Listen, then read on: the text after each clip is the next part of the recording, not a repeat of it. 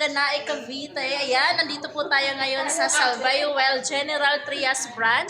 Dito po tayo kumukuha ng mga stocks natin, kaya nakakasigurado po kayo na legit yung makukuha nyo po na produkto sa akin.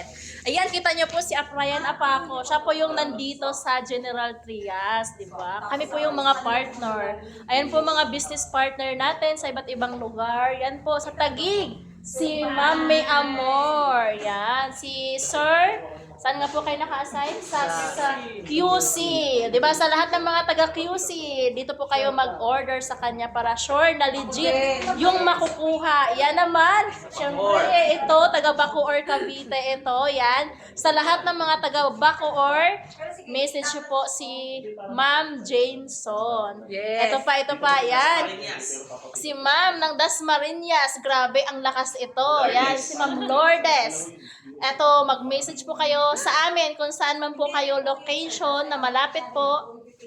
PM nyo lang kami para sure po kayo na legit yung makukuha nyo na Salvayo Barley Grass. Ayan. Yan po yan. Makikita nyo po.